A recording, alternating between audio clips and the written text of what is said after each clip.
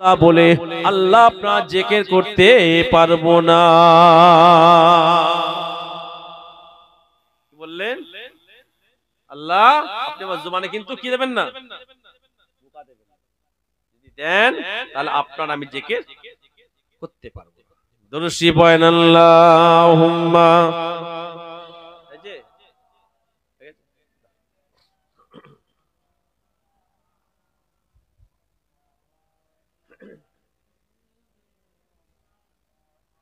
আল্লাহ আমার ভাইজানে যেটা বলছিলাম, তাহলে বলেন বলছে যে আল্লাহ আপনি আমার জুবানে খালি কি দেবেন না, পোকাটা দেবেন না। কারণ জুবানে যদি আপনি পোকা দেন তাহলে আপনার আমি ইবাদত, আপনার আমি জিকির করতে পারবো না। তাহলে এই জুবানটা আল্লাহ পাকের কাছে চাইয়ে বাঁচাতে চাইলেন, তাহলে তার থেকেও কি আমরা বেশি অসুস্থ? কথা বলছেন না? তাহলে আমরা এত বাহানা দিচ্ছি কেন? নামাজের বাহানা দেখাই কেন? শরীর অসুস্থের জন্য। সুলাইমান আলাইহিস সালামকে আল্লাহ পাক কি করেছিলেন? বাদশা করেছিলেন, রাজত্ব চালাবা বাদশা করেছিলেন, তাই নাকি? তারপর উনি নামাজ ছেড়ে দিয়েছিলেন। হ্যাঁ, অত দায়িত্ব নেবার পরও নামাজ ছাড়েনি।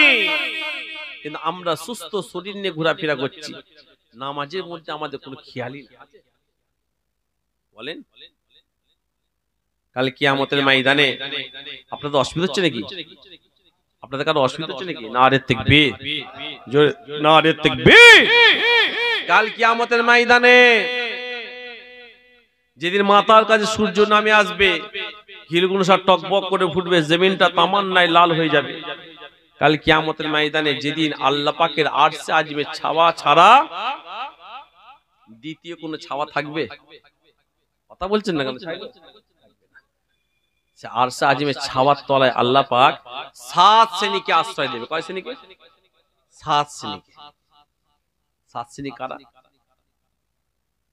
ও আমার ভাইয়েরা, জওয়ানেরা, এই 7 ব্যক্তির মধ্যে যদি আমরা একটা হতে পারি, 7 ধরনের ব্যক্তির মধ্যে যদি আমরা একটা হতে পারি, আল্লাহ পাক আপনাকে আমাকে দুনিয়া আখিরাতে আল্লাহ কামিয়াবি করে দেবে। আরো জোরে বলুন সুবহানাল্লাহ। ও ভাইয়েরা, কাল কিয়ামতের ময়দানে, মাশারের ময়দানে যেদিন মাথার কাছে সূর্যটা নেমে আসবে, খিলগুলো টকবক করে ফুটতে থাকবে, জমিনটা তামান্নায় লাল হয়ে যাবে। যেদিন বাপ ছেলেকে চিনতে পারবে না, ছেলে বাপকে চিনতে পারবে না, মা বেটাকে চিনতে পারবে না, বেটা মাকে চিনতে পারবে না, পাড়া প্রতিবেশী এক অপরকে চিনতে পারবে না। কাল কিয়ামতের ময়দানে, মাশারের ময়দানে ভাইজান, যেদিন মাথার কাছে সূর্যটা নেমে আসবে, এখন সূর্য আছে কিতাবের মধ্যে পাওয়া যায়, বইয়ের মধ্যে পাওয়া যায়, পৃথিবীর জমিন থেকে 1500 কোটি কিলোমিটার দূরে সূর্যর এখন স্থান। কত দূরে আছে? 1500 কোটি।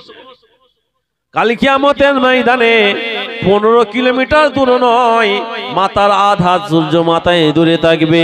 যেদিন কোনো পালাবার রাস্তা থাকবে না, কাল কিয়ামতের ময়দানে কেবলমাত্র একটাই ছাওয়া থাকবে, যেটা হলো আরশে আজিমের ছাওয়া।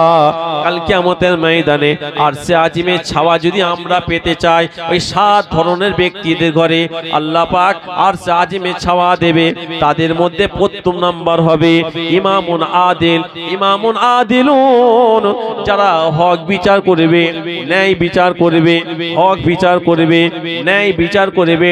আমার আল্লাহ পাক কাল কিয়ামতের ময়দানে, মাহশারের ময়দানে ইমামুন আদিলুনদের ঘরে, হক বিচার করনেওয়ালাদের ঘরে আল্লাহ পাকের আরশে আজিমের ছাওয়া নসিব করে দেবে। 7 মধ্যে একটা বললাম, কাদের ঘরে দেবে প্রথম? যারা কি করবে?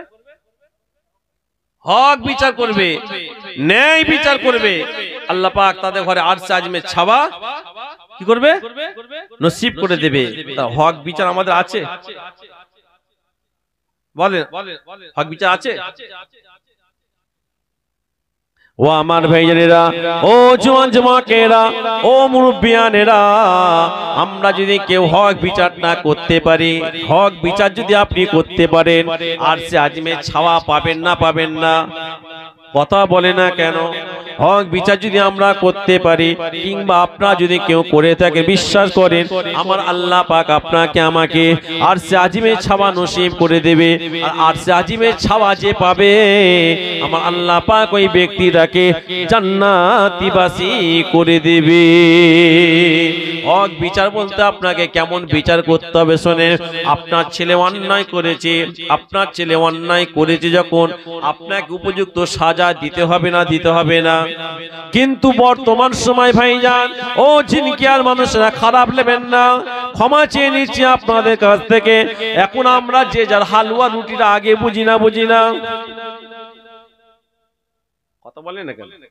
বলছি আমরা যে যার হালুয়া রুটি আগে বুঝি ভাইজান, নিজের পাতে ঝোল কেমন করে হবে। হক বিচার উঠে গিয়েছে ভাইজান, হক বিচারটা যিনারা করেছেন তাদের থেকে আপনাকে আমাকে শিক্ষা নিতে হবে না, হবে না। হক বিচার করেছিলেন আমার রাসূলুল্লাহ, হক বিচার করেছিলেন সিদ্দিক আকবর হযরতে আবু বকর সিদ্দিক, হক বিচার করেছিলেন হযরত ওমর। আপনারা সবাই জানেন হযরত ওমর ফারুকের একটা ওয়াকিয়া আপনারা সবাই শুনেছেন, তথাপি আপনাদের ঘরে আবার একবার স্মরণ করিয়ে দিই ভাইজান। আপনারা সবাই জানেন কোন একটা কারণে হযরত ওমরের ছেলে একটু অন্যায় করেছিল, আপনারা জানেন হযরত ওমর ফারুকের ছেলে অন্যায় করেছে বলে হযরত ওমর ফারুকের দরবারে বিচার ডাকা হলো। মুনাফিক তখন ছিল না, ছিল না। রাসূলুল্লাহ জামানায় যদি মুনাফিক থাকতে পারে, হযরত ওমর ফারুকের জামানায় মুনাফিক থাকতে পারে না, পারে না। মুনাফিকদের শাস্তি কিন্তু ভয়ানক, জানেন তো নাকি? মুনাফিকদের শাস্তি কঠিন। মুনাফিকদের সরদার কে ছিল জানেন? সমস্ত মুনাফিকদের সরদার আমার রাসূলুল্লাহ কার কথা বলেছেন জানেন? না, মুনাফিকদের সরদার, মুনাফিকদের নেতা যাকে বলা হয় সে হলো আব্দুল্লাহ ইবনে উবাই। এর নাম শুনেননি? আব্দুল্লাহ ইবনে উবাই মুনাফিকদের বড় সরদার ছিল, কিন্তু রাসূলুল্লাহর পিছনে নামাজ পড়তেন। শুনছেন? আর আল্লাহ রাসূল বলছে আমি কাফেরদের থেকে মুনাফিকদের ঘরে কি করি? বেশি ভয় করি, জানেন না? রাসূলুল্লাহর পিছনে নামাজ পড়তো কে? সবচেয়ে বড় মুনাফিক আব্দুল্লাহ ইবনে উবাই। রাসূলুল্লাহ নামাজ পড়াবেন, আব্দুল্লাহ ইবনে উবাই পিছনে। রাসূলুল্লাহ কথা বলতেন, আব্দুল্লাহ ইবনে উবাই একদম রাসূলুল্লাহ দরবারে সবচেয়ে বড় মুনাফিক। কথা বুঝতে পারছেন? সবচেয়ে বড় সাহাবা হুজুরদের মধ্যে ফাটল ধরাতো। নবী পাকের সঙ্গে সাহাবা হুজুরদের কিভাবে ডিফারেন্স করা যায়, সবসময় আব্দুল্লাহ ইবনে উবাই এইলি ব্যস্ত থাকে, এইলি সবসময়। আর নবী পাকের সামনে এসে খালি বলতে, ইয়া রাসূলুল্লাহ আপনার আমি দিবা না, আপনাকে আমি ভালোবাসি, আপনি ছাড়া কিছু বুঝি না। কিন্তু রাসূলুল্লাহ পিছনে সবচেয়ে বড় দুশমন কে? রাসূলুল্লাহ ওই সাহাবা, কিন্তু সাহাবা নাই, ও সবচেয়ে বড় মুনাফিক। আব্দুল্লাহ ইবনে উবাই মারা গেছে। মারা যাবার আগে আব্দুল্লাহ ইবনে উবাই ছেলেকে ওসিয়াত করে যাচ্ছে। কি ছেলেকে বলে যাচ্ছে? এই ছেলে, আমি যখন মারা যাব, আমি মারা যাবার পরে রাসূলুল্লাহর একটা গায়ের জুব্বাটা দিয়ে আমার যেন দাফন করা হয়, আমার যেন কাফনে কাপড়টা পরানো হয়। এই ছেলে, আমি যখন মারা যাব, মারা যাবার পরে তোমার দায়িত্ব রাসূলুল্লাহ যেন আমার জানাজাটা পড়ায়। শুনছেন? ওনার ছেলে বলছে, আব্বাজান আপনি বড় মুনাফিক। কি বলছে? ছেলে জবরদস্ত রাসূলুল্লাহ সাহাবা বলছে, আব্বাজান আপনি বড় মুনাফিক, আপনি কি করে রাসূলুল্লাহ জুব্বা পরবেন বলছেন? লজ্জা করছে না? আপনি কি করে বলছেন রাসূলুল্লাহ আপনার জানাজা পড়াবেন? আপনি রাসূলুল্লাহ সারা জীবন দুশমনি করে গেলেন। ও ভাইজানেরা, ও জিনকিয়ার মানুষেরা, আব্দুল্লাহ ইবনে উবাই আমার রাসূলুল্লাহর সঙ্গে ছিলেন বটে, কিন্তু মুনাফিকি করেছে বলে ওনার ছেলে বলছে, আব্বাজান আপনি কেমন করে জানাজার জন্য আপনি ওসিয়াত করে যাচ্ছেন, আপনি কেমন করে রাসূলুল্লাহ জুব্বার জন্য আপনি আমাকে ওসিয়াত করে যাচ্ছেন। ওই সময় তো আব্দুল্লাহ ইবনে উবাই বলেছিলেন, ছেলে শোনো, আমি যখন মারা যাব তোমার দায়িত্ব রাসূলুল্লাহর কাছে এই কথাগুলো পৌঁছে দিবা। ও ভাইজানেরা, আব্দুল্লাহ ইবনে উবাইকে জিজ্ঞাসা করা হয়েছিল, তুমি রাসূলুল্লাহ তো বড় দুশমন, রাসূলুল্লাহ তো অন্যায়কারী তোমার চোখে। আমার রাসূলুল্লাহ যে কাজ করত তোমার চোখে ভুল কাজ করত, রাসূলুল্লাহ মিথ্যা কথা বলতো। তুমি সর্বদাই সাহাবাদের অন্তর রাসূলুল্লাহ মুহাব্বত কমাবার চেষ্টা করেছো, তুমি সর্বদাই রাসূলুল্লাহর ভালোবাসা অন্তরে কমাবার চেষ্টা করেছো। ও ভাইজানেরা, ওই সময়তে আব্দুল্লাহ ইবনে উবাইয়ের ছেলে বলছে, ঠিক আছে আপনি যখন বলছেন আপনি যদি মারা যান আমি রাসূলুল্লাহর কাছে কথাগুলো পৌঁছে দেবো, যেহেতু আমি ছেলে আপনি আমাকে ওসিয়াত করছেন, আপনার কথা আমি মেনে নেব। ও ভাইজানেরা, ও যিনি কেয়ার মানুষেরা, আমার রাসূলুল্লাহ যখন আব্দুল্লাহ ইবনে উবাই মারা যায়, আব্দুল্লাহ ইবনে উবাই মারা যাবার পরে আব্দুল্লাহ ইবনে উবাইয়ের ছেলে রাসূলুল্লাহ দরবারে আসলো। ও ভাইজানেরা, আমার রাসূলুল্লাহ সাহাবা হুজুরদের নিয়ে বসে আছেন, আলোচনা করছেন। হযরতে আবু বকর সিদ্দিক, হযরত ওমর ফারুকের মতো সাহাবা রাসূলুল্লাহর কাছে বসে আছে, হযরত ওসমানের মতো সাহাবা, হযরতে আলীর মতো সাহাবা বসে আছে। আব্দুল্লাহ ইবনে উবাইয়ের ছেলে এলেন, আমার রাসূলুল্লাহকে এসে সালামটা দিলেন, আমার রাসূলুল্লাহ সালামের জবাবটা দিলেন। কি ব্যাপার? ওই সময় আব্দুল্লাহ ইবনে উবাইয়ের ছেলে বলতে লেগেছে, ইয়া রাসূলুল্লাহ, ইয়া হাবিবাল্লাহ, আপনার কাছে আমি আসলাম, আমার আব্বাজান মারা গিয়েছে, আমার আব্বাজান মারা যাবার আগে ওসিয়াত করে গিয়েছে, ইয়া রাসূলুল্লাহ, আমার আব্বাজানে যেন মারা যাবার পরে আমার আব্বাজানের কাফনের কাপড়টা যেন আপনার কোন একটা জুব্বা দেওয়া হয়।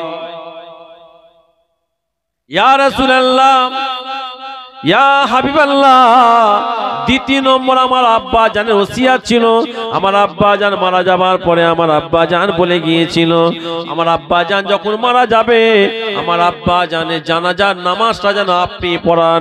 ইয়া রাসূলুল্লাহ, আমার আব্বা জানের জানাজার নামাজের যেন ইমামতিটা আপনি করেন, এটা আমার আব্বা জানের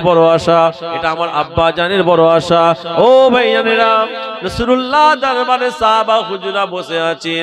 ওই সময়তে জিজ্ঞাসা করা হয়, তোমার আব্বা জানটা কি? ওই সময় ছেলে মাথাটা হ্যাট করে লজ্জায় বলতে লেগেছে, ইয়া রাসূলুল্লাহ, ইয়া হাবিবাল্লাহ, আপনি যাকে মুনাফিকদের সরদার বলেছেন সে হলো আমার আব্বা জান আব্দুল্লাহ ইবনে উবাই। বললেন আমার আব্বা জান মুনাফিকদের কি সরদার। ও ভাইজানেরা, হযরত ওমর ফারুকের গায়ের রক্ত টকবক করে ফুটছে। কত সাহসের রাসূলুল্লাহর কাছে আব্দুল্লাহ ইবনে উবাইয়ের কাছে এসেছে। কোন আব্দুল্লাহ ইবনে উবাই? আপনাদের জানা নাই যে আব্দুল্লাহ ইবনে উবাই এত বড় মুনাফিক ছিল ভাইজান। ইসলামের মুনাফিক এত বড়, শুধু ইসলামের মুনাফিক নয়, আমার রাসূলুল্লাহর অন্তরে আম্মাজান আয়েশার পিছনে আম্মাজান আয়েশার একটা কথা লাগিয়েছিল, আম্মাজান আয়েশার উপরে একটা খারাপ তহমত দিয়েছিল, অন্য কেউ নয়, সেটা হলো আব্দুল্লাহ ইবনে উবাই। শুনছেন? আম্মাজান আয়েশার উপরে একটা খারাপ তহমত দিয়েছিল। কে? এই কম্মুক্তা, বড় আশা। অথচ রাসূলুল্লাহ যখন সামনে বসে থাকতো একদম নবী পাক যেন পাগল। ও ভাইজানেরা, অনেক লম্বা চওড়া ঘটনা। আমার রাসূলুল্লাহ জুব্বা মুবারক দিলেন। কাকে দিলেন? মুনাফিকদের যে সরদার আব্দুল্লাহ ইবনে উবাইয়ের জন্য আমার রাসূলুল্লাহ গায়ের একটা জুব্বা পাঠিয়ে দিলেন। রাসূলুল্লাহ জুব্বা পরানো হলো আব্দুল্লাহ ইবনে উবাইকে। ভাইজান, আমার রাসূলুল্লাহ জানাজা নামাজ পড়াতে যাবে, আমার রাসূলুল্লাহ জানাজা ময়দানে দাঁড়িয়েছে, জানাজা পড়ানো হবে। এমন সময়তে পিছন থেকে হযরত ওমর ফারুক, আমার রাসূলুল্লাহ জামাটা ধরে টেনে ধরলেন। কি করলেন? জামা ধরে টানছে। কে? হযরত ওমর। কে? কত সাহস! রাসূলুল্লাহ জামা ধরে টানছে পিছন থেকে। ছেলে খেলা কথা নাকি? কথা বলছেন না কেন? হ্যাঁ, আল্লাহ পাক জিবরাইলকে বলছে, খবরদার আমার হাবিবকে ডাকতে যেও না। কি হয়ে যাবে? বেয়াদবি হয়ে যাবে। তুমি তোমার ঠোঁট দিয়ে হাবিবের কদমে চুমু দাও, আমার হাবিব চোখ খুলবে, জোরে বলা যাবে না। আর হজে তোমার ফারুক কি করছে? জামা টানছে। ও ভাইয়ানেরা, আমার আল্লাহ পাক আমার রাসূলুল্লাহর এত সম্মান দিয়েছে, আপনারা সবাই জানেন। কোরআনের মধ্যে আল্লাহ পাক আয়াত নাজিল করে দিয়েছে, কি বলেছেন? তোমরা জানো আমার হাবিবের থেকে জানো তোমাদের গলার আওয়াজটা যেন উঁচু না হয়ে যায়। বলেছে না বলেনি? আল্লাহ পাক বলেছে আমার হাবিবের থেকে তোমাদের গলার আওয়াজ যদি উঁচু হয়ে যায়, তোমাদের গলার আওয়াজ যদি উঁচু হয়ে যায়, তাহলে আমি আল্লাহ পাক তোমাদের সমস্ত আমলগুলোকে বরবাদ করে দেব। জোরে বলুন সুবহানাল্লাহ। হাবিবের থেকে যেন তোমাদের গলার আওয়াজটা কি না হয়, উঁচু না। ও ভাইজানেরা, ও ঝিনকিয়ার মানুষেরা, হযরত ওমর ফারুক পিছন থেকে জামাটা টান দিলেন, আমার রাসূলুল্লাহ দাঁড়িয়ে গেলেন। কে জামা টান দেয়? পিছন দিকে ঘুরে দেখছে কে? হযরত ওমর ফারুক। ওমর ফারুক বলছে, ইয়া রাসূলুল্লাহ, ইয়া হাবিবাল্লাহ, আপনি কেমন করে আব্দুল্লাহ ইবনে উবাই জানাজা পড়াবেন? আব্দুল্লাহ ইবনে বড় মুনাফিক। ইয়া রাসূলুল্লাহ, ইয়া হাবিবাল্লাহ, আপনি আব্দুল্লাহ ইবনে উবাইয়ের জানাজা যেন পড়াবেন না। আল্লাহ পাক তো কোরআনে আয়াত নাজিল করেছে, যদি কোনো ব্যক্তি মুনাফিকদের জন্য 70 বার দোয়া চায়, যদি কোনো ব্যক্তি মুনাফিকদের জন্য 70 বার দোয়া চেয়ে নেয়, আমার আল্লাহ পাক সেই দোয়াকে কবুল করবে না। বুঝুন, আপনি আব্দুল্লাহ ইবনে উবাই জানাজা পড়াবেন। ও ভাইয়ানেরা, ও জিনকিয়ার মানুষেরা, আপনাদের আমি যেটা বলতে চাইছিলাম বোঝার চেষ্টা করবেন। আমার রাসূলুল্লাহকে বলতে লাগলেন, ইমামুন আদিলুন হাদিস পাকের মধ্যে পাওয়া যায়, যারা হক বিচার করবে, ন্যায় বিচার করবে, আমার আল্লাহ পাক তাদের ঘরে আরশে আজিমে ছাওয়া নসিব করবে। কোন উমরের কথা বলছিলাম? আপনারা সবাই জানেন, হযরত ওমর ফারুকের ছেলে কোন একটা জিনিস করার কারণে বিচার হয়েছে, মুনাফিকরা কামড়াচ্ছে। কি কামড়াচ্ছে? আব্দুল্লাহ হযরত ওমরের ছেলে অন্যায় করেছে, দেখ ওমরের ছেলে বলে ওমর ঠিক মতো শাস্তি দেবে না। পিছনে কি করছে? আমরা ওমরের ছেলে বলে ওমর ঠিক মতো শাস্তি দেবে না। ও ভাইজানেরা, অনেক লম্বা চওড়া হযরত ওমর ফারুক আমার রাসূলুল্লাহর ওই হাদিসটার দিকে লক্ষ্য করছেন। কোন হাদিসটা? ইমামুন আদিলের দিকে লক্ষ্য করছে। হযরত ওমর ফারুক কি করলেন? বিচার করলেন। বিচার করে এমন সময় হুকুম হলো, সাজা হলো, হযরত ওমর ফারুকের ছেলেকে 100টা বেতের আঘাত করা হবে। জানেন? ও ভাইজানেরা, হযরত ওমর ফারুকের ছেলেকে বাঁধা হলো ভাইজান। বাঁধার পরে জাল্লাদকে ডাক দেয়া হলো, জাল্লাদ তুমি চাবুকটা নিয়ে এসো, চাবুকটা নিয়ে এসো, চাবুকটা নিয়ে এসো। ও ভাইজানেরা, জাল্লাদ চাবুকটা নিয়ে এসেছে। হযরত ওমর ফারুক দাঁড়িয়ে আছে। কিতাবের মধ্যে পাওয়া যায় রাসূলুল্লাহর অন্যান্য সাহাবারা দাঁড়িয়ে আছে। জাল্লাদকে হযরত ওমর ফারুক বললেন, চাবুক লাগাও। গায়ে যত ক্ষমতা আছে, গায়ে যত ক্ষমতা আছে, তোমার শরীরে যত ক্ষমতা আছে, আমার ছেলের উপর আঘাত তুমি দাও। ও ভাইজান, জাল্লাদ চাবুক মারতে লেগেছে। চাবুক মারে, চাবুক মারে, চাবুক মারে। হযরত ওমর ফারুকের মধ্যে রাগ সৃষ্টি হয়। কি হচ্ছে? রাগ হচ্ছে কেন? ছেলেকে মারছে বলে? তাহলে ওমর ফারুক, এই কি করছো তুমি? নেতার ছেলে, খলিফার ছেলে, মন্ত্রীর ছেলে বলে তুমি চাবুকটা আস্তে মারছো কেন? জাল্লাদ কাঁপছে। জাল্লাদ এবার ওমর ফারুকের চেহারা দেখে ভয় কাঁপছে। ওমর ফারুক বলে, চাবুক আমাকে দাও, চাবুক আমাকে। ও ভাইজানেরা, হযরত ওমর ফারুক চাবুকটা নিয়েছে ভাইজান, ছেলের উপরে বেতের আঘাত মারতে লেগেছেন। আব্বা জান আর সহ্য করতে পারছি না। ওমর ফারুক মারছে, বারবার আঘাত দিতে লেগেছে। একটা একটা করে আঘাত দেয়। ছেলে আব্বা জানকে বলে, আব্বা জান আর অন্যায় করব না, আব্বা জান আপনি আমাকে ক্ষমা করে দেন, মাফ করে দেন। আল্লাহ আব্বা জান আর সহ্য করতে পারছি না, আর ব্যথা সহ্য করার ক্ষমতা আমার নাই। আব্বা জান আমাকে আর মারবেন না, আব্বা জান আমাকে আর মারবেন না। হযরত ওমর ফারুকের চোখ দিয়ে টপ টপ করে পানি পড়ে, কিন্তু চাবুক দাঁড়াই না।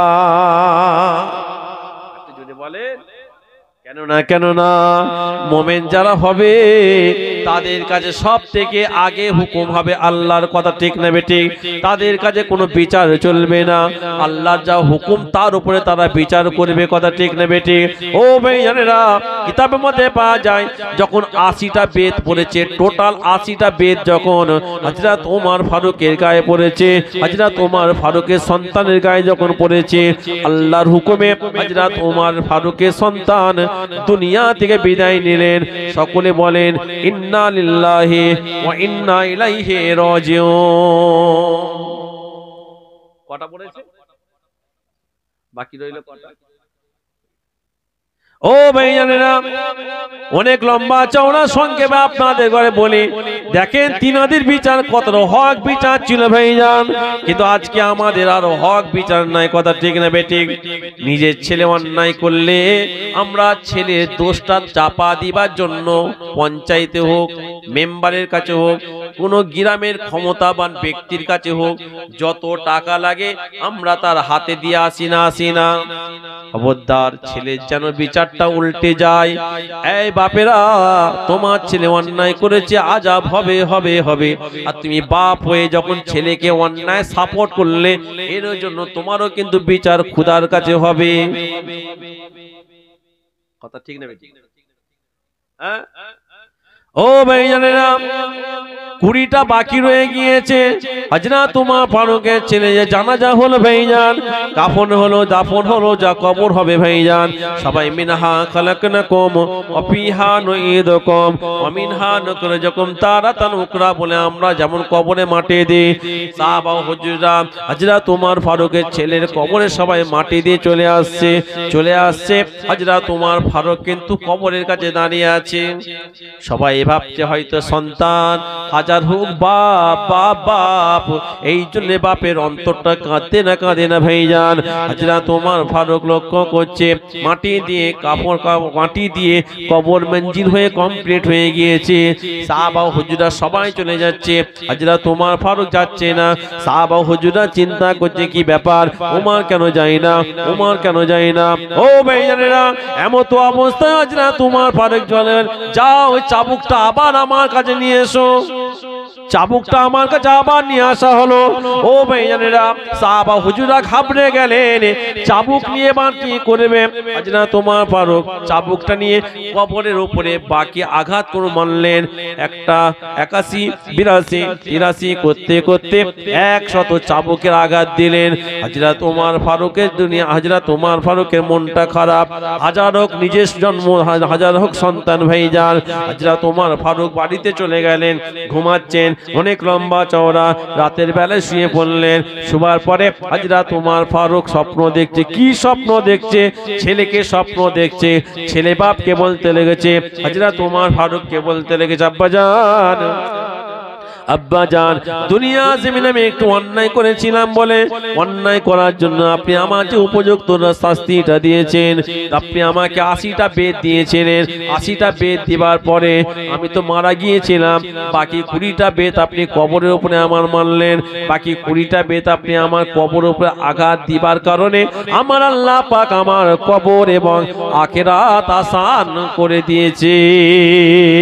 আব্বাজান, আপনি যদি আমার হয়তো কবরের উপরে যদি আরো 20টা বেতের আঘাত যদি না দিতেন, না জানি আমি হয়তো ধরা পড়ে যেতাম। তাহলে বাপও কিন্তু ছেলে কি চেয়েছে?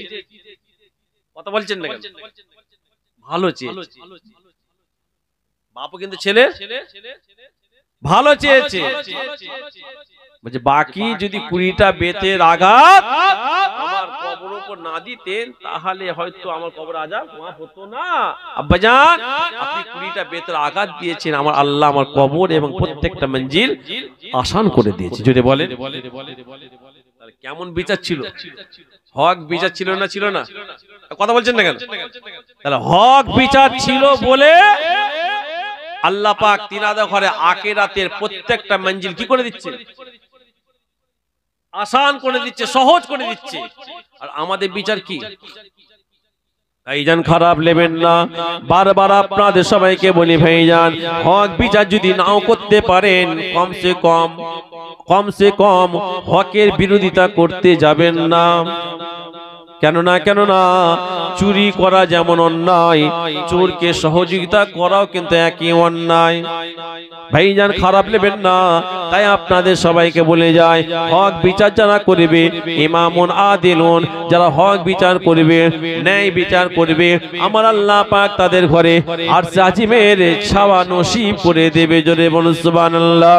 যে কোনো দিক থেকে আপনি যদি একটা হক বিচার করতে পারেন, যে কোনো দিক থেকে আপনি যদি হক বিচার করতে পারেন, তাতে আপনার সংসার জীবনের হক হোক, চলার জীবনে হক হোক, যে কোনো জিনিস যদি আপনি হক বিচার করতে পারেন, আপনার ভাই অন্যায় করছে, আপনার নিজের মায়ের পেটের ভাই অন্যায় করছে, আপনি দেখে প্রতিবাদ করলেন, এটাও কিন্তু হক বিচারের মধ্যে পড়ে। আপনার ছেলে অন্যায় করছে, আপনার ছেলেকে আপনি ডেকে হক বিচার করলেন, এটাও হক বিচারের মধ্যে পড়ে। আপনার স্ত্রী অন্যায় করছে, আপনার স্ত্রীকে আপনি ডেকে বিচার করলেন, ওটা হক বিচারের মধ্যে পড়ে। সর্বদিক থেকে আপনি যদি হক বিচার করতে পারেন, আমার রাসূলুল্লাহ বললেন, আর আজিমের ছায়া আমার আল্লাহ পাক ওই ব্যক্তিদের ঘরে নসিব করে দিয়ে থাকে। এক নম্বর, বাকি রইল কটা? এই একটা পারবো না আমরা, বড় কঠিন, তাই না? এটাই বড় কি, হক বিচার করতে গেলে চামড়া খুলে দেবে নাকি? হ্যাঁ, কথা বলছেন না? হ্যাঁ, কত রকম ন্যায় অন্যায় চলছে সমাজে, এত অন্যায় চলছে সমাজে, আর আমরা কিছু শ্রেণী আছি অন্যায় জানার পরও তাকে সাপোর্ট করি। কদিন আগে আপনাদের এলাকা হয়তো হয় না, কদিন আগে একটা কি কাজ বেরিয়েছিল, সে 100 দিনের নাকি বলে, কথা বলছেন না?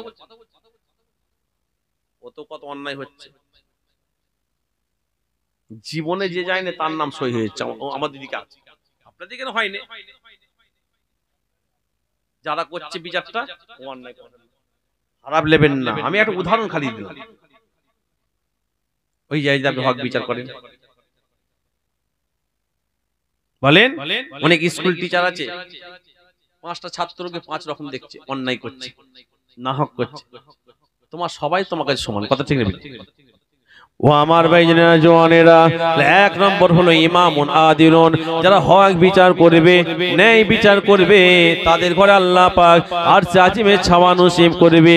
দ্বিতীয় নম্বরটা শোনেন, ওয়াসাবুন নাসা ফি ইবাদাতিল্লাহ। কি বললাম? ওয়াসাবুন নাসা ফি ইবাদাতিল্লাহ। ও ভাইজানেরা, দ্বিতীয় নম্বর, আমার আল্লাহ পাক ওই ব্যক্তিদের ঘরে আরশে আজিমের ছায়া নসিব করবে। দ্বিতীয় নম্বর হলো ভাইজান, ওয়াসাবুন নাসা ফি ইবাদাতিল্লাহ, যারা যৌবন সময়টা আল্লাহর ইবাদতে কাটিয়ে দেয়, যৌবনের সময়টা আল্লাহর ইবাদতে যারা কাটিয়ে দেয়, ওয়াসাবুন নাসা ফি ইবাদাতিল্লাহ, আমার আল্লাহ পাক ওই ব্যক্তিদের ঘরে আরশে আজিমের ছায়া নসিব করে দেবে। দ্বিতীয় নম্বর, ওয়াসাবুন নাসা ফি ইবাদাতিল্লাহ। ও ভাইজানেরা, আপনার আমার পীর মুর্শিদ মুফতি আজম মেজু হুজুর পীর কেবলা আমার মেজরা না জানা একটা ফারসিতে একটা কথা বলতেন, জওয়ানি মে তওবা করনা কুওয়াতে পয়গম্বরি, জওয়ানি মে তওবা করনা, জওয়ানি মে তওবা করনা কুওয়াতে পয়গম্বরি, জওয়ানি অবস্থায় তওবা করাটা হলো পয়গম্বরদের সমতুল্য। কে বলতেন এটা? মেজু হুজুর পীর কেবলা। এখানে মেজু হুজুর পীর কেবলাকে কে কে দেখেছে? হাত দেখান তো, কারা কারা দেখেছে? প্রাইল দেখে, মাশাআল্লাহ, নারে তাকবীর। যে না দেখেছেন হাতে হাত দিয়েছেন সব মাঝে মাঝে। হ্যাঁ, ও বিশ্বাস করেন, আমার এই বয়সে আজ পর্যন্ত এইরকম হাত নরম আর কারো। হ্যাঁ হ্যাঁ, কি যারা দিয়ে জানেন তো কি সুন্দর হাত, যারা পাননে হাত বুঝলেন, হাতটা যেন তুলো, কি তুলোর থেকে নরম, তুলোর থেকে। শেষ জীবনে মেজু হুজুর কেবলা চোখ ঝাপসা হয়ে গেল, দেখতে পেতে, চোখ পিটপিট করতে, জানেন না?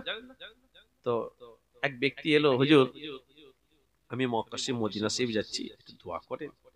যাও দোয়া করছি। হুজুর আপনাদের কি নিয়ে আসবো? হুজুর বলতে বাবা যেই আসতো বিশাল পণ্ডিত ছিলেন তো, মুফতি আজম এমনি বলা হয়। হুজুর বিকেলবেলা যখন হজ পাকে যাচ্ছে, হ্যাঁ হুজুর উঠলেন, দরিয়ায় জাহাজ নেমে গেল। দাদা হুজুরকে বলেছিল কি আজকে দরিয়াতে আমি এলেমের জাহাজকে ভাসিয়ে দিলাম। জোরে বলেন, একটু জোরে বলা যাবে না সুবহানাল্লাহ? তো যখন হজ পাকে যাচ্ছে আমার মেয়ে জানাজা বললো কোচি আমার জন্য কিতাব নিয়ে আসে মদিনা লাইব্রেরি থেকে, মক্কা শরীফ লাইব্রেরি থেকে কিতাব নিয়ে আসে। ওই লোকটা কিতাব এনেছে, ভাবছি তো হুজুরতে দেখতে পাই, হয়তো কাউকে দিয়ে কি করবে, পড়াবে, কাউকে দিয়ে পড়াবে। হুজুর কেবলাকে এনে দিয়ে পড়ে। হুজুর শুনছেন কি করছে লোকটা, কি ব্যাপার হুজুর পাতা উল্টাচ্ছে আর পড়ছে, শুনছেন এটা বলা যাবে না সুবহানাল্লাহ? যদি বলে হুজুর পড়ছে কি করে, তখন ওই ব্যক্তি সহ্য না করতে হুজুর ক্ষমা করবেন, হুজুর মানে পড়ছেন কি করে?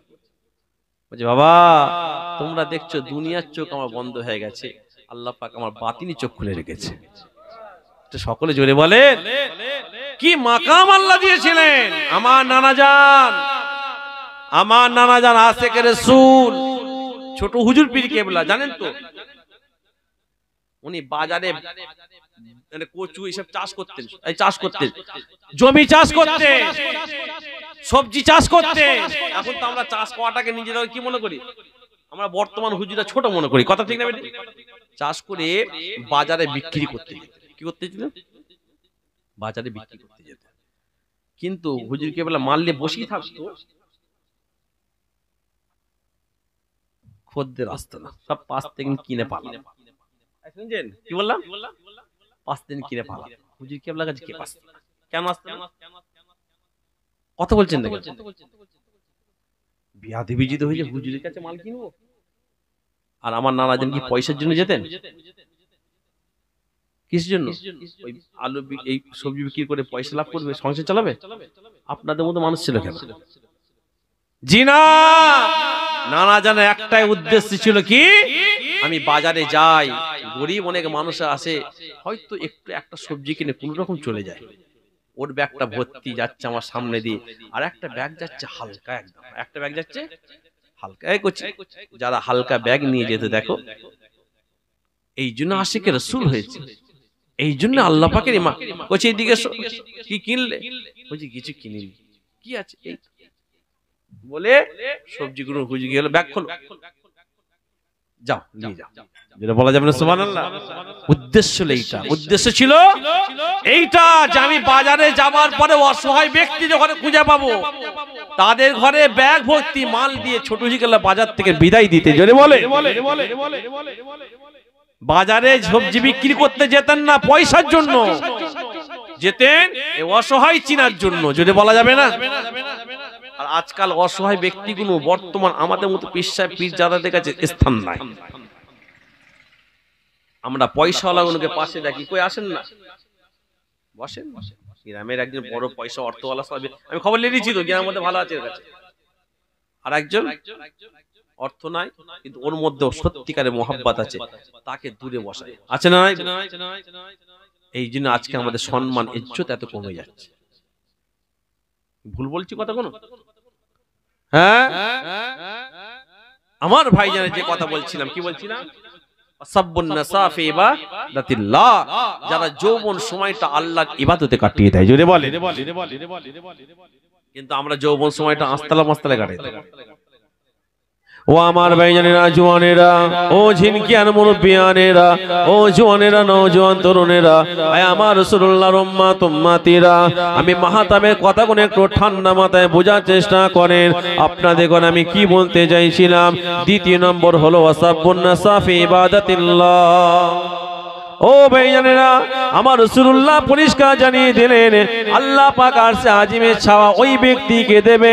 দ্বিতীয় নম্বর হবে ওয়াসাবুন নাসা ফি ইবাদাতিল্লাহ, যারা যৌবন সময়টা আল্লাহ পাকের ইবাদতে কাটিয়ে দেয়, আল্লাহ পাকের ইবাদতে কাটিয়ে দেয়, ঘুরতে ফিরতে আল্লাহর ইবাদত করে, নামাজের মধ্যে পাবন্দি থাকে, সর্বদাই আল্লাহর ইবাদতে ব্যস্ত থাকে, অন্তরে আল্লাহ জায়গা রেখেছে, জুবানে আল্লাহ আল্লাহ জিকির করে। আমার আল্লাহ পাক ওই ব্যক্তিদের ঘরে আরশে আজিমের ছাওয়া নসিব করে দিবে।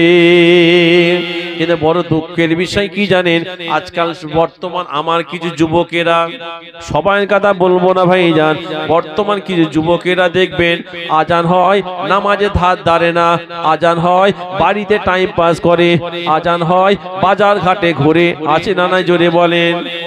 হয়তো অনেকে চিন্তা করে বয়স তো আমার কম, এই বয়সটা একটু বাড়ুক, পাকা হোক, তারপর আমল করব। কিন্তু ওই যুবককে ভাবতে হবে হয়তো বয়স আর পাকা হবার হয়তো সময় হবে না, বয়স হবার আগে আল্লাহ পাক ডাক দিতে পারে না। সমাজে দেখবেন বাচ্চা বাচ্চা ছেলে মায়ের কোলে মারা যায়, বাচ্চা ছেলে বাপের কোলে মারা যায়, বাপ বেঁচে আছে বাপের কোলে সন্তান মারা যাচ্ছে, মা বেঁচে আছে মায়ের কোলে সন্তান মারা যায় না। মরতে আপনাকে আমাকে যে কোনো সময় হবে, এই জন্য আপনাকে আমাকে যত তাড়াতাড়ি পারে অল্প সময়ের মধ্যে ইবাদত করলে আল্লাহর কাছে বেশি পছন্দ কেন হয় শোনেন। এই যুবকেরা ভালো করে শোনার চেষ্টা করো, যারা মুরব্বী তাদের ঘরে তোমরা দেখে ফলো করবে, মুরব্বীরা যখন মসজিদে নামাজ পড়ে অনেক সময় ঠিক মতো রুকুতে যেতে পারে না, কোমরে ব্যথা বলে, পায়ে চোট বলে ঠিক মতো সিজদা করতে পারে না, কথা ঠিক না বেটি? কিন্তু যুবক সময়তে, যৌবন সময়তে ঠিক মতো রুকু করা যায়, সিজদা করা যায়। বয়স্ক কালে যখন কেউ যখন হজ পাকে যায়, তারা হজের আরকান কোনো ঠিক মতো পালন করতে পারে না, তাওয়াফ করতে গেলে হাঁপিয়ে যায়, সাই করতে গেলে হাঁপিয়ে যায়, হাজরা আসওয়াদে ঠিক মতো চুমা দিতে পারে না।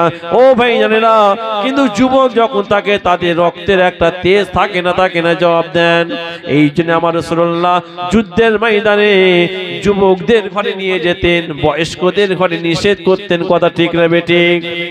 এই জন্য আমার রাসূলুল্লাহ যুবকদের জন্য একটা সুন্দর সংবাদ দিয়ে গেলেন, ওয়াসাবুন নাসা ফি ইবাদাতিল্লাহ।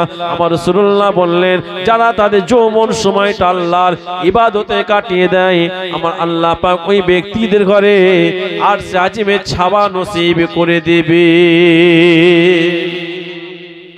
ও ভাইজানেরা, ও ঝিনকিয়ার মানুষেরা, দ্বিতীয় নম্বরটা বললাম, এবার তৃতীয় নম্বরটা শোনেন। ওয়ারাজুলুন কালবুহু মুআল্লাকান বিল মাসাজিদ, ওয়ারাজুলুন কালবুহু মুআল্লাকান বিল মাসাজিদ। আমার রাসূলুল্লাহ তৃতীয় নম্বর বললেন আল্লাহ পাক ওই ব্যক্তিটাকে আরশে আজিমের ছাওয়া নসিব করবে। কাদের ঘরে করবে? ওয়ারাজুলুন কালবুহু মুআল্লাকান বিল মাসাজিদ, যারা মসজিদে নামাজ পড়ে বেরিয়ে আসার সময় তাদের অন্তরটা মসজিদেই রেখে আসে। ওয়ারাজুলুন কালবুহু মুআল্লাকান বিল মাসাজিদ, মসজিদে নামাজ পড়ে যখন বেরিয়ে আসে তাদের অন্তরটা কোথায় রেখে আসে? মসজিদে কেমন করে? ঘুম পাচ্ছে নাকি? ছেড়ে দেবো নাকি? অসুবিধা হচ্ছে নাকি? তাহলে বলেন, আমার ভাই চলে এসছে, আমি ডেকে নেবো। আমার 7টা যে বলতে গেলে ব্যাখ্যা দিয়ে সময় লাগবে না? আমি যদি হু করে 7টা বলতে 2 মিনিট লাগবে, কিন্তু যদি বুঝাতে না পারলে তো বেকার হবে। অন্তরটা মসজিদে রেখে আসা বলতে কাকে বুঝানো? ভাইজান কিতাবের মধ্যে পাওয়া যায়, ভালো করে বোঝার চেষ্টা করবেন। ওয়ারাজুলুন কালবুহু মুআল্লাকান বিল মাসাজিদ, মসজিদ থেকে বেরোবার সময় তাদের অন্তরটা মসজিদে রেখে আসে। অর্থাৎ যখন কোনো ব্যক্তি নামাজটা পড়ে বেরিয়ে আসবে, আবার তার মনটা হয়তো ধরে নেন জোহর বেলায় আপনি নামাজটা পড়লেন, জোহর বেলায় নামাজ পড়ে যখন বেরিয়ে আসবেন আপনার মনটা হয়তো হবে আসর হয়তো আর কিছুক্ষণ মধ্যেই হবে, আসরের নামাজটা পড়তে হবে। নামাজে আমার জামাতে নামাজটা না ফসকে যায়, জামাতে নামাজটা আমার না ছেড়ে যায়। ও ভাইজানেরা, আপনি আসর নামাজ পড়লেন, আপনি চিন্তা করছেন বাজারে যাব, কিন্তু যদি মাগরিবের আজান হয়ে যায়, বাজারে যাব, মসজিদে যদি আজান হয়, হয়তো মাগরিবের নামাজ ছেড়ে যেতে পারে। আপনার অন্তরটা মসজিদে আপনি রেখে দিয়েছেন, মসজিদে আপনি মাগরিবের নামাজ পড়লেন, আপনি চিন্তা করছেন আমি কোথায় যাব, রাস্তায় বেরোবো, যদি আয়শার নামাজটা ছেড়ে দেয়। ঈশার নামাজ পড়লেন, ঈশার নামাজ পড়ে যখন আপনি রাতের বেলায় খাওয়া দাওয়া করে আপনি বিছানায় শোবেন, আপনার মনটা হবে যত টাইমে যেন আমার ফজরের ঘুমটা যেন ভেঙে যায়, ফজরের আজানটা বয়ানটা যখন হবে, আমি যখন ফজরের নামাজটা যেন মসজিদে পড়তে পারি। আমার রাসূলুল্লাহ বললেন, যাদের অন্তরটা সব সময় মসজিদে রেখে দিয়ে আসে, আমার আল্লাহ পাক ওই ব্যক্তিদের ঘরে আর আজিমের ছাওয়া নসিব করে দেবে।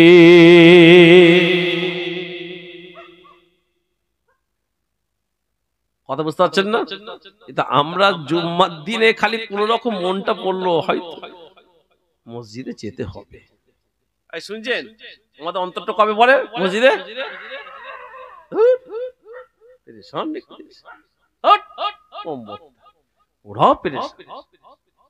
ওদের জান্নাত নাই আর জাহান্নাম নাই, আমাদের কিন্তু জান্নাত আছে।